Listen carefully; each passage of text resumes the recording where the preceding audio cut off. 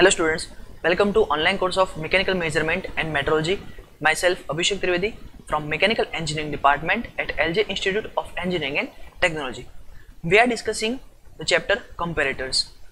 In the first lecture, we have discussed the brief idea about the comparator, or we can say introduction of the comparator. Then we have discussed the basic functional requirement of the comparator, and then we have classified the comparator in the different categories like mechanical comparator, electrical comparator, electromechanical comparator, mechanical optical comparators.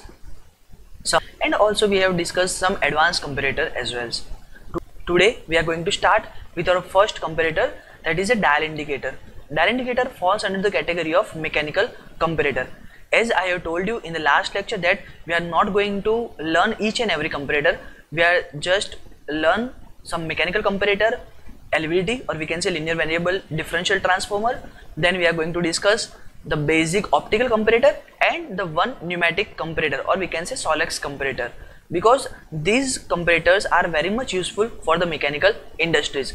Other than that, they are not very much useful for the mechanical industry, or we can say in the mass production concept of the mechanical industries. So we are not going to discuss each and every comparator in details. So let us start with dial indicator, which is the very basic mechanical comparator. The first mechanical comparator, that is a dial indicator. The figure shows the basic concept of the dial indicator. The left hand side diagram shows the outer construction, or we can say outer body of the dial indicator, whereas the right hand side figure shows the internal structure of the dial indicator. In the last lecture of the comparator, we have seen the basic concept of the comparator, in which we are supposed to use dial indicator. What the dial indicator performs, as you have seen on the GIF file, that the dial indicator is like this: a circular scale having a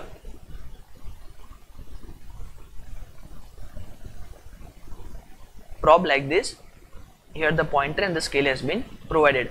Once the dial indicator will move, suppose there is some deflection of the surfaces, or we can say the surface is not exactly sharp, or we can say the surface is not accurate, then there might some chance that the particular dial indicator, the probe of the dial indicator, may ups and downs.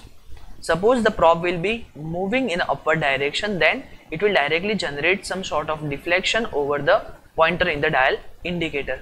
The same concept is shown in both the figures. Now let us discuss one by one how the dial indicator will work. So let us understand the external body of the dial indicator. The external, or we can say outer body, consists the gauge head, from which we are going to sense some data, then the spindle which is connected to the gauge head and attached with the main shaft of the body. Then the stem has been provided, which is used to generate the outer body of the spindle. Then the scale has been provided. This is the main scale, as you can check on your screen: 70, 80, 90, 60, 40, 30. This is the main scale. Then the short pointer is provided, as well as the long pointer is provided. The long pointer is used to complete a rotation. Once the long pointer generate a single rotation, then and then the short pointer will deflect for the one division. Then the outer frame is there to safeguard the whole construction of the dial indicator. Then the cap is provided, the limiter is there, and the graduation plate is there. These are the basic components, or we can say the basic element of the dial indicator. Now we are going to discuss how the dial indicator actually works. Suppose this is our gauge head, and below it the workpiece has been provided. Suppose this is our workpiece, which is provided below the gauge head. Once the waviness, or we can say once the ups and downs has been generated, suppose we are going to consider the upward motion of the spindle, or we can say the upward motion of the gauge head spindle. The gauge head spindle, at the end of the main shaft body, there is some rack section has been provided. Here the rack has been provided, as you can check on your screen. I have drawn by the red color. This is a rack. You all very much aware about the rack and pinion arrangement. The rack and pinion means, suppose there is a single gear, is known as a pinion, and the linear setup has been provided, is known as a rack. The rack is also known as the infinite gear. The teeth has been provided over the single side of the rack, and the teeth has been provided on the pinion body. Suppose the rack is moving in the one direction, it will generate the rotation in the pinion section. So we can say that we can convert the translatory motion into the rotational motion, or vice versa. We can say that we can convert the rotational motion into the translatory motion by using the rack and pinion setup. Here we are using the same setup. Here we will achieve some sort of translatory motion of the spindle, and then we are going to convert those particular translatory motion into the main body rotational motion. The rack is connected with the pinion 1 and it will directly generate the rotational motion of the pinion 1. Suppose this is the upward motion, then the pinion will be rotate in the anti-clockwise direction. The pinion P1 and the gear G1, the pinion P1, mark my word and check on your screen, the pinion P1 and the gear G1 are attached on the same shaft. So I can say that whatever the speed or whatever the rotation achieved by the pinion P1 will be achieved by the gear G1 with proper setup. So due to the motion of the pinion P1, the gear G1 will also start moving. Here you can check the gear G1 over here is directly attached to the pinion P2.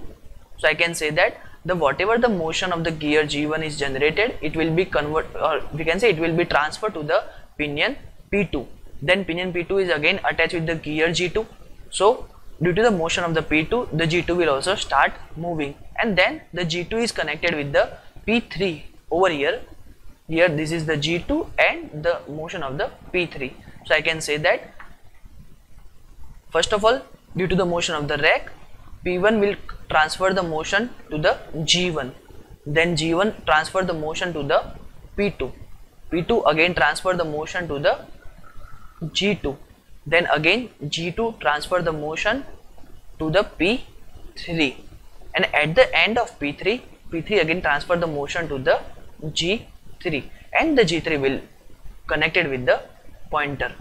So once the plunger, or we can say once the spindle or once the gauge head will moving upward direction, the total motion over here, the rack has been connected and the rack is connected with the spindle. So I can say that whatever the motion of the spindle has been generated, it will transfer to the rack, then P1, then G1, then G2, P2 and so on. The motion has been transferred to the final gear G3, and the main pointer is connected, or we can say the long pointer is connected with the G3. So I can say that the G3 pointer having some proper magnification, or we can say very higher magnification can be achieved at the end of G3. So I can say that even in the 0.1 mm of the upward motion of the spindle will generate the rotation of the main pointer, and once the main pointer will complete a full rotation, the short pointer, we can say the small pointer, will deflect for the one division only. Again it will cover the full rotation, then it will cover the second, third, fourth, fifth, sixth and so on. So whatever the position has been achieved, suppose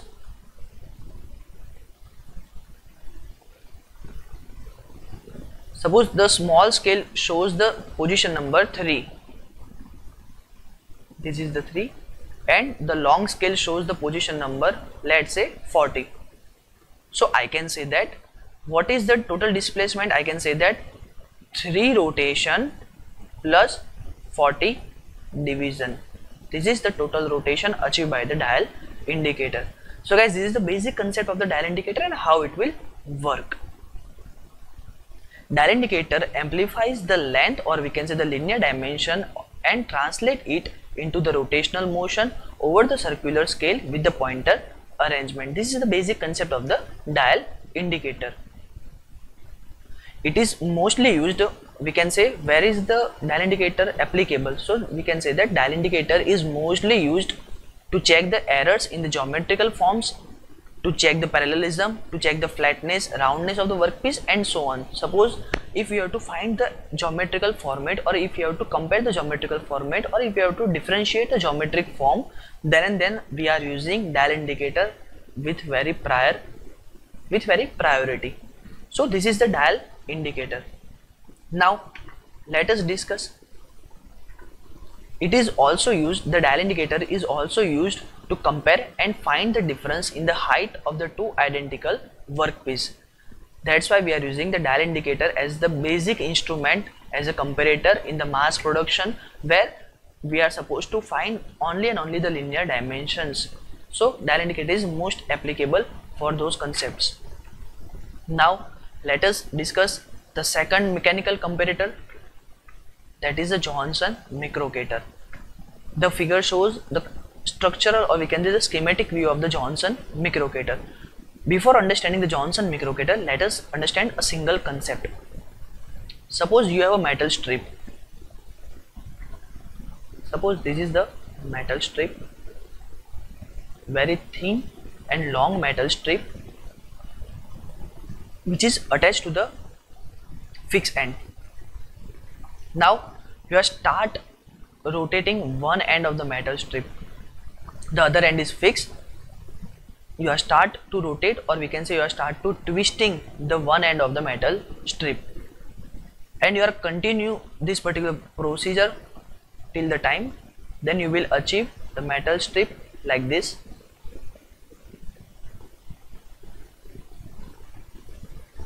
The metal strip will behave like the twisted strip. This is the straight strip, that is the case 1, and here is the twisted strip, that is the case number 2. Just because of this, the strip will be twisted, and once the strip will be twisted, or it will start twisting, the total length of the strip will be reduced by some amount. Now a scientist called Abramson has defined an effect known as the Abramson effect. The Abramson effect says that if you are unloading the twisted strip, mark my word, or we can say point out my word, if you are unloading the twisted strip, it means if you are releasing the twisted strip, the length of the strip will be increases, and also it will start untwisting in any one of the direction which is opposite to the twisting direction. So what Abramson effect says? The Abramson effect says that if I am going to untwist the particular metal twist or twisted strip, then and then the length of the strip will be start increasing, and it will start revolving over the axis of the twisting strip. So this particular effect is known as the Abramson effect. This effect is very much useful to understand the concept of the Johnson microcator. First of all, let us understand the basic structure of the Johnson microcator. In the bottom of the comparator there is a plunger, or we can say the pointer, which is directly attached with the workpiece. Here the workpiece is going to be placed. Here the split washers has been provided. The split washers are used to make sure that the plunger will not deflect in the horizontal direction. They are provided the vertical motion. The vertical motion of the plunger has been accepted by the split washers, but the horizontal motion of the plunger will be restricted by the split washers. Then the whole frame has been divided in the two different components. The first one, that is the cantilever strip, and the second one, that is the bell crank lever. As you all know, what is the cantilever beam? The cantilever beam like the horizontal structure which is attached at one end, and the second end is free to take the load. Once the load will be attached with the cantilever beam will slightly deflected like this, and this is the deflected position of the cantilever beam. So this is known as the cantilever beam. And on the other side, the bell crank lever has been placed. Bell crank lever means where the load and the effort are placed at a 90 degree to each other. Once I am supposed to provide the load at the pivot point, the lever will start making such kind of rotation, and the effort will be applied, or we can say whatever the basic requirement of the bell crank lever, that will be fulfilled. This is known as the bell crank lever, and this is known as a cantilever beam. These are the concept of the cantilever beam and the bell crank lever. Now what is the basic concept? So what I am going to do, I will attach a twisted strip at one end at the cantilever beam, and on the other side it will be attached with the bell crank lever. Now let us understand. The plunger will directly attach to the bell crank lever, as you can check on your screen. The plunger is attached with the bell crank lever. Here the bell crank lever is there. So at the bottom of the plunger, suppose there is some upward motion, then the plunger will be directly provide some sort of load over the, or we can say some sort of effort over the bell crank lever. Now we are going to start the basic concept of the Johnson microcator. Suppose we are going to discuss about the upward motion of the plunger. Suppose the plunger will be moving in the upward direction. Once the plunger will move in the upward direction, it will also push the bell crank lever. Once the bell crank lever will be pushed, the bell crank lever will be change its original position like this. The red color position shows the second position of the bell crank lever. Here the pivot point is there, so the lever will be slightly deflected in the one direction due to the upward motion of the plunger. Once it will be slightly deflected in the one direction, it will try to elongate the twisted strip. So I can say that once the position of the bell crank lever has been changed, it will try to generate, or it will be try to increase the length of the twisted strip. The length of the strip will be increases slightly. From the Abramson effect, I can say that if the length will increases, we can say that the untwisting has been generated. Untwisting of the strip has been generated as the length will be increases. So the twisted strip will going to untwist itself. And once it will start untwisting, the whole strip will be start revolving. A light pointer is rigidly attached with this particular twisted strip, and it will also start rotating with the motion of the twisted strip. And due to the rotational motion of the pointer, we can check whether the plunger will be moving in upward direction or downward direction, and how many rotation it will cover. On the second hand, the cantilever beam has been provided. The cantilever beam is used to recover its original shape. Once the upward motion has been removed, we can say that the cantilever beam will try to pull back the metal strip, and once it will try to pull back the metal strip, the bell crank lever will achieve its original position, and the plunger will start moving in the downward direction, and the plunger will be come to its zero line position. So guys, this is known as the Johnson microcator, which is the one form of mechanical comparator.